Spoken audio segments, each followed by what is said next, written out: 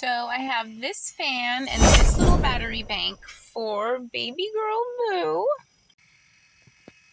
That's how I keep Clementine comfortable in the car. And the thing is, the whole day becomes about getting to the library or a place, the only place I can think of, to charge that little battery bank, because it discharges a little bit more than half, and you're not even supposed to let it dip below, I think, 50. But it's the only thing that keeps her comfortable. Like, look at her little face.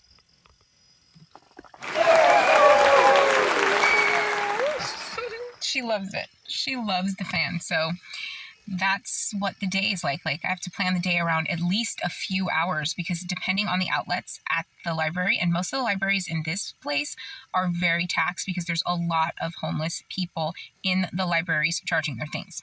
And it's just completely unnecessary. It's a strain on resources to have a percentage of the population living in squalor below the poverty line. It's an abomination to have a poverty line anyway, and to have people fall below it consistently under your leadership, you are a failure.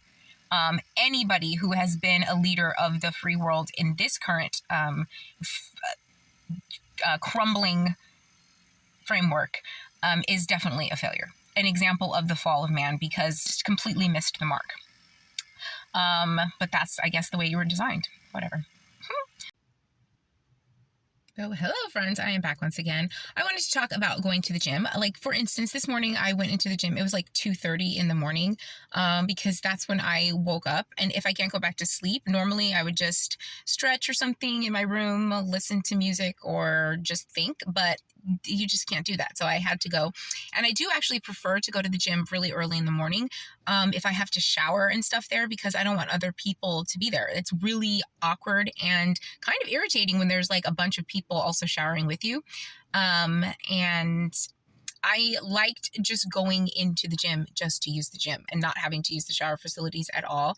And that was really something. Every single morning when I went into the gym, I was grateful that I didn't have to shower in there instead of a little prayer. And that's the kind of thing that irritates me, because I'm a very grateful person, and I've done all the right things. And I get like the whole trial and tribulation for greatness or whatever thing, but it's getting old.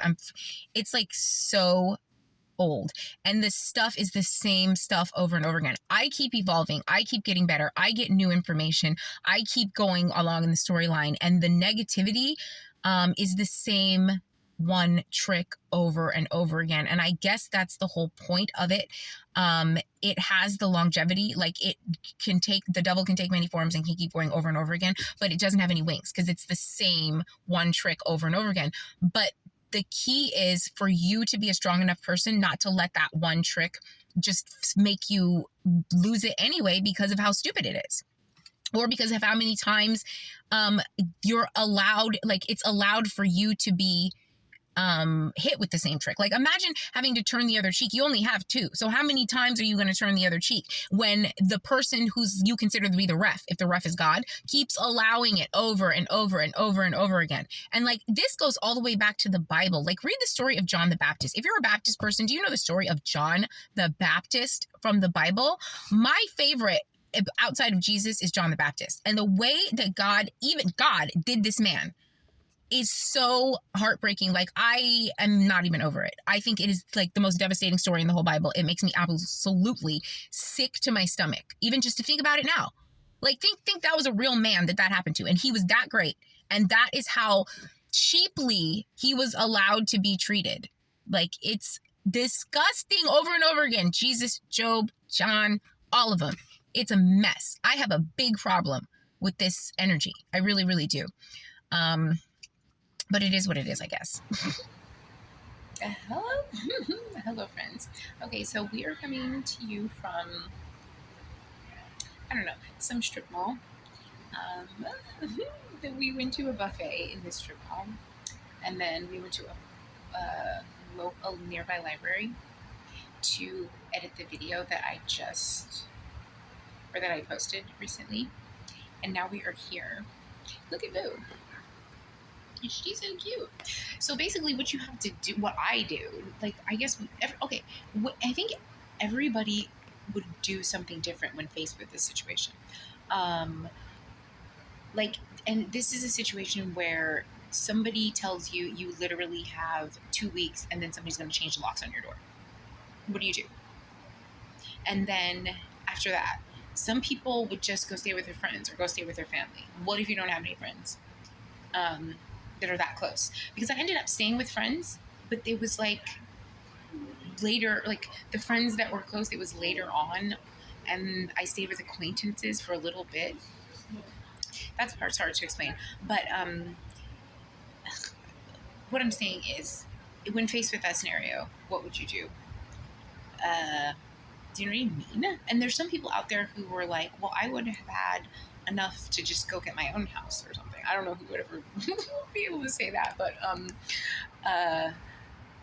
and then say you were faced with a scenario where you just had to live, you couldn't get another house, you couldn't go inside now.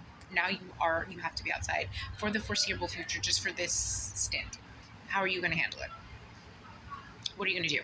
I have a part in my book where I said, oh, I have to read it. But that's an interesting question. What I do basically is just stay busy. I want to, sorry, I have to put my arm here so that I can rest it on the thing. I like to stay busy with activities so that I seem more like an adventurer and less like a person who doesn't have a place to live. I don't know, because this is more like an adventure than anything else. So I hope I'm making sense, but that's basically what I do. It's like, it's almost like somebody who just spent all day out just doing stuff, going to the mall, going shopping, looking around a grocery store, going to the beach, playing with the dog, going to the library, sitting for a while. Today at the library was a lot of fun because I got to edit the video. So that was like working, like doing something.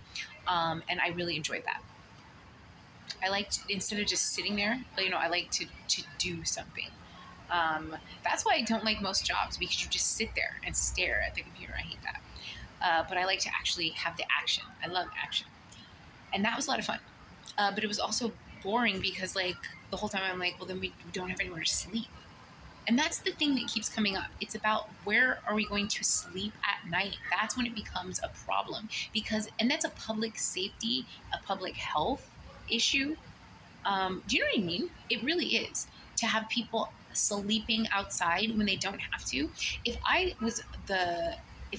ran a town, my town would not have, even if it had homeless people in it, they would not be destitute.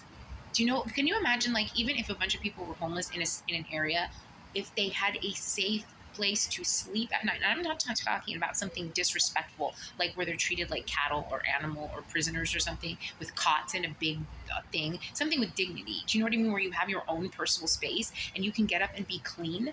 Can you imagine what these people would be doing with their lives if they had that basic necessity? A safe place to sleep at night. And then when the elements got to be too much, or if they just felt like it, someplace to go inside, just like, but not animalistic, not like disrespectful to people. Something with dignity. Like, just because you don't have enough money to make yourself part of society in that way, you don't deserve dignity. That's just people groupthink. It's low level thinking. But this concept has been revisited over and over again. But in an evolved society, a good leader, would want everyone under their leadership to have elevated. They're not going to just say that as part of their platform. They're going to mean it. And they wouldn't even have a platform. Do you know what I mean? They would be doing it by example. And most of the people you see in positions of authority and power these days are just posers. Do you know what I mean? There's a difference between a poser, like the camera cut off, of course. There's a difference. Like, if you go to a yoga class, you will see a bunch of people who can do poses. But can you hold the position? Because each one of those poses is a position if you hold it.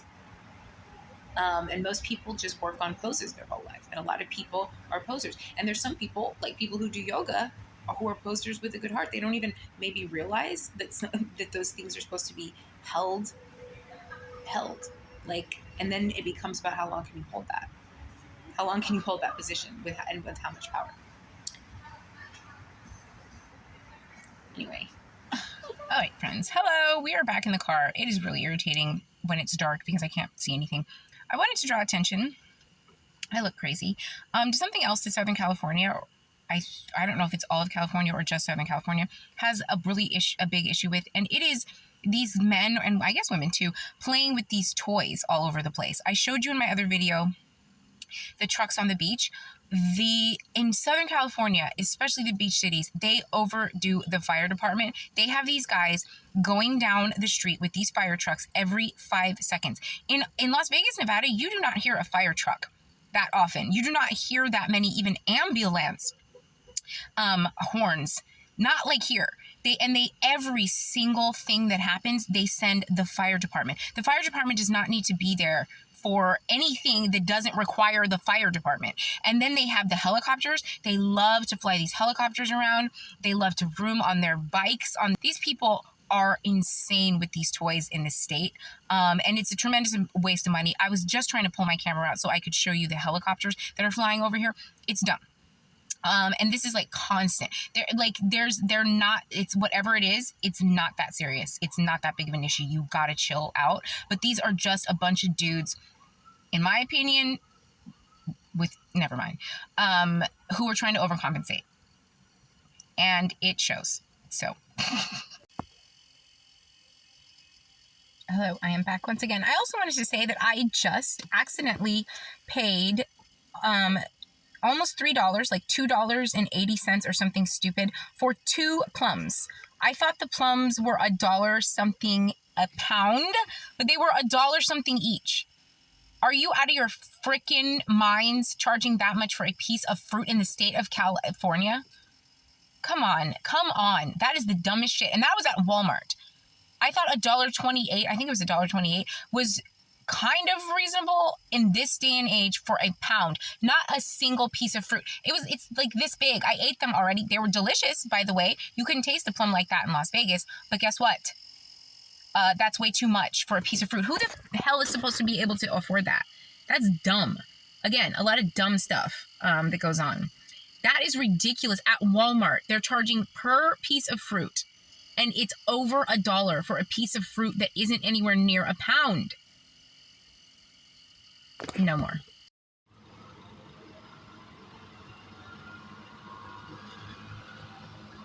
This guy is hanging out of the side of the car. He's driving the car with one hand and using a leaf blower with the other one.